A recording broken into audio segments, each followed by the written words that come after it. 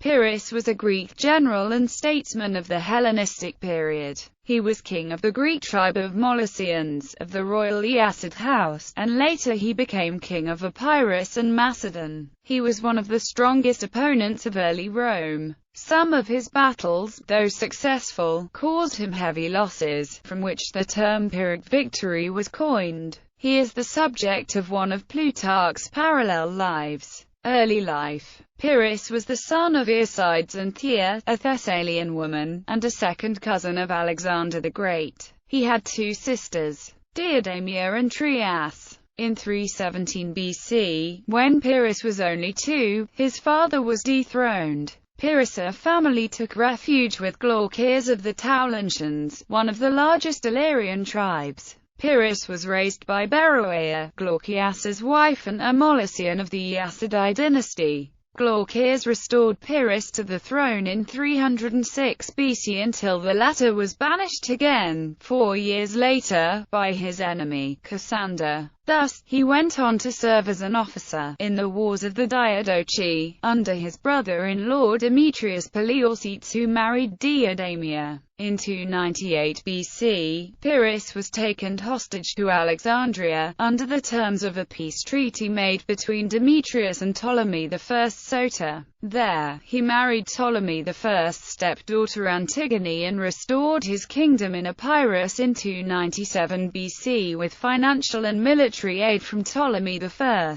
Pyrrhus had his co-ruler Neoptolemus II of Epirus murdered. In 295 BC, Pyrrhus transferred the capital of his kingdom to Ambracia. Next, he went to war against his former ally and brother-in-law Demetrius, and in 292 BC he invaded Thessaly while Demetrius was besieging Thebes but was repulsed. By 286 BC, Pyrrhus had taken control over the kingdom of Macedon, but was driven out of Macedon by Lysimachus in 284 BC. Struggle with Rome. The Greek city of Tarentum, in southern Italy, fell out with Rome due to a violation of an old treaty that specified Rome was not to send warships into the Tarentine Gulf. In 282 BC, the Romans installed garrisons in the Greek cities of Thurii, Locra, and Rhegium, and Rome sent warships to Thurii. Although this was designed as a measure against the Italian peoples of Lucania, the Tarentines grew nervous and attacked the Romans in Thurii, driving the Roman garrison from the city and sinking several Roman warships. Tarentum was now faced with a Roman attack and certain defeat, unless they could enlist the aid of greater powers. Rome had already made itself into a major power, and was poised to subdue all the Greek cities in Magna Graecia.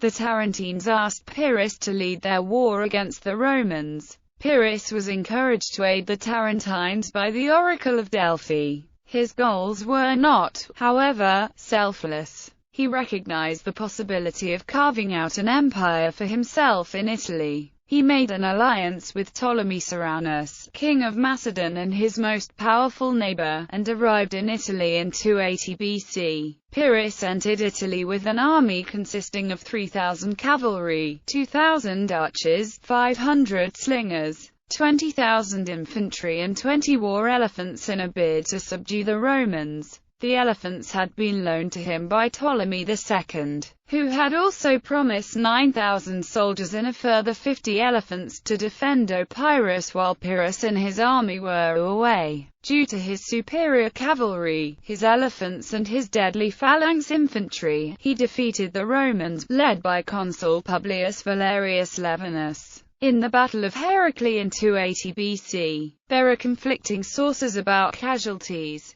Hieronymus of Cardia reports the Romans lost about 7,000 while Pyrrhus lost 3,000 soldiers, including many of his best. Dionysius gives a bloodier view of 15,000 Roman dead and 13,000 Epirot. Several tribes, including the Lucani, Bratii, Messapians, and the Greek cities of Croton and Locra, joined Pyrrhus. He then offered the Romans a peace treaty which was eventually rejected. Pyrrhus spent the winter in Campania. When Pyrrhus invaded Apulia, the two armies met in the Battle of Asculum, where Pyrrhus won a very costly victory. The consul Publius Decius Mus was the Roman commander, and while his able force was ultimately defeated, they managed to break the back of Pyrrhus of Epirus army, which guaranteed the security of the city itself. In the end, the Romans had lost 6,000 men and Pyrrhus 3,500, including many officers.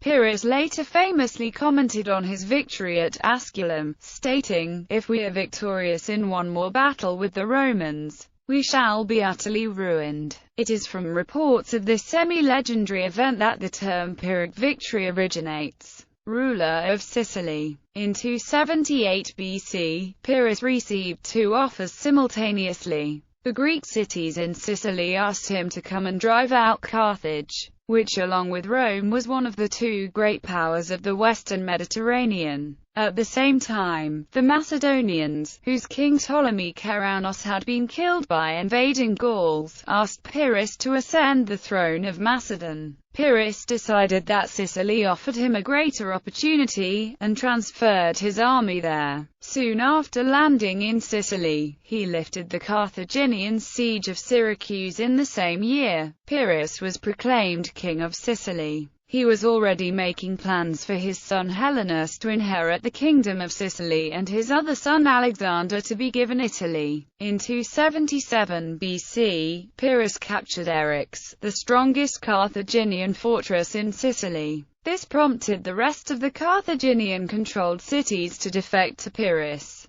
In 276 BC, Pyrrhus negotiated with the Carthaginians. Although they were inclined to come to terms with Pyrrhus, supply him money and send him ships once friendly relations were established, he demanded that Carthage abandon all of Sicily and make the Libyan Sea a boundary between themselves and the Greeks. The Greek cities of Sicily opposed making peace with Carthage because the Carthaginians still controlled the powerful fortress of Lilybaeum, on the western end of the island. Pyrrhus eventually gave in to their proposals and broke off the peace negotiations. Pyrrhus' army then began besieging Lilybaeum. For 2 months he launched unsuccessful assaults on the city, until finally he realized he could not mount an effective siege without blockading it from the sea as well. Pyrrhus then requested manpower and money from the Sicilians in order to construct a powerful fleet. When the Sicilians became unhappy about these contributions, he had to resort to compulsory contributions and force to keep them in line.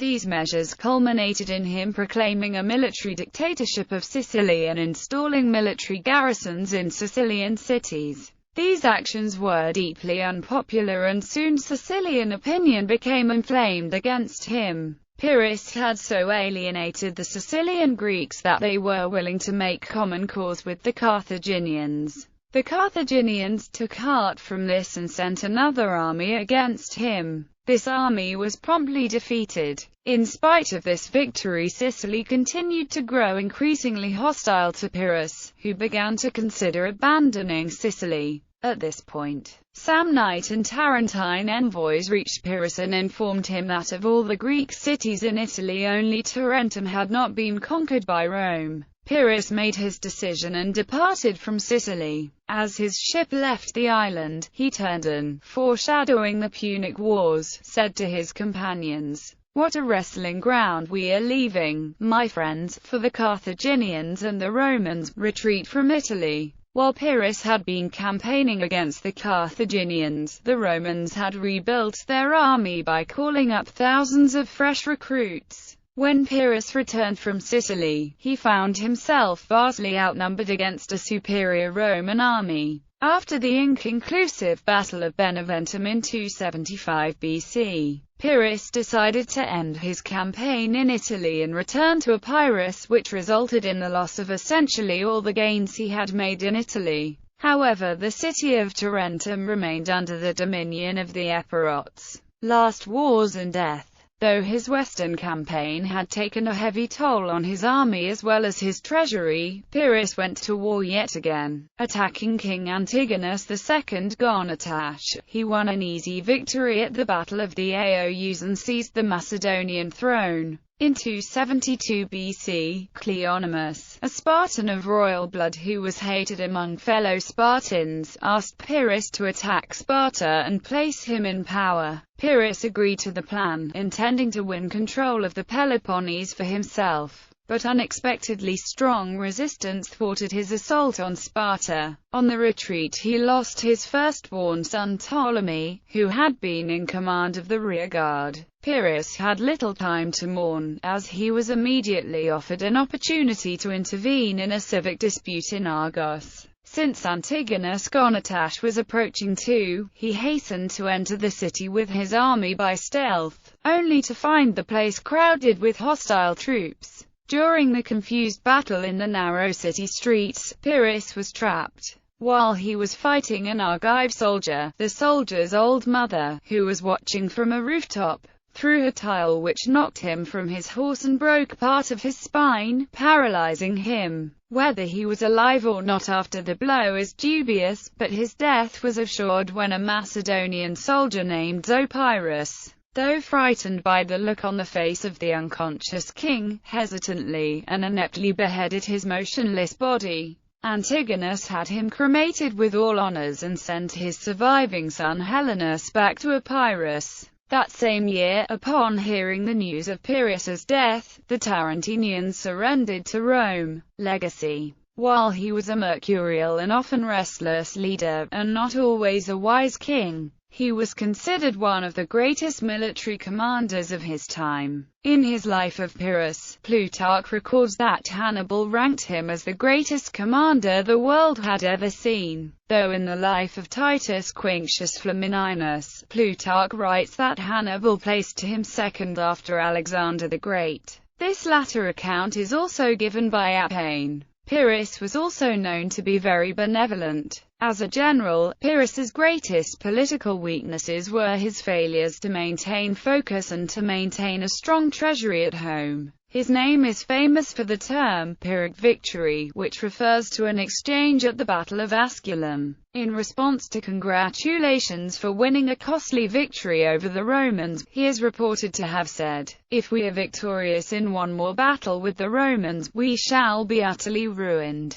Pyrrhus in his campaign in Italy was effectively the only chance for Greece to check the advance of Rome towards domination of the Mediterranean world. Rather than banding together, the various Hellenistic powers continued to quarrel among themselves, sapping the financial and military strength of Greece and to a lesser extent, Macedon and the greater Hellenistic world. By 197 BC, Macedonia and many southern Greek city-states became Roman client states. In 188 BC, the Seleucid Empire was forced to cede most of Asia Minor to Rome's ally Pergamon. Rome inherited that state, and most of Asia Minor in 133 BC. Total Roman domination over Greece proper was marked by the destruction of Corinth in 146 BC. Greece would then form an integral part of the Roman world leading into the Byzantine period. Pyrrhus wrote memoirs and several books on the art of war. These have since been lost, although, according to Plutarch, Hannibal was influenced by them, and they received praise from Cicero. Pyrrhus was married 5 times. His first wife Antigone bore him a daughter called Olympias and a son named Ptolemy in honor of her stepfather. She died in 295 BC, possibly in childbirth, since that was the same year her son was born. His second wife was Lanassar, daughter of King Agathocles of Syracuse, whom he married in about 295 BC, and the couple had 2 sons, Alexander and Helenus. Lanassar left Pyrrhus. His third wife was the daughter of Ordolion, king of Paeonia. His fourth wife was the Illyrian princess Berchena, who was the daughter of King Bardalides II, and his fifth wife was the daughter of Ptolemy Keraunos, whom he married in 281–280 BC. Portraits of Pyrrhus as came down to us do not necessarily reflect his likeness.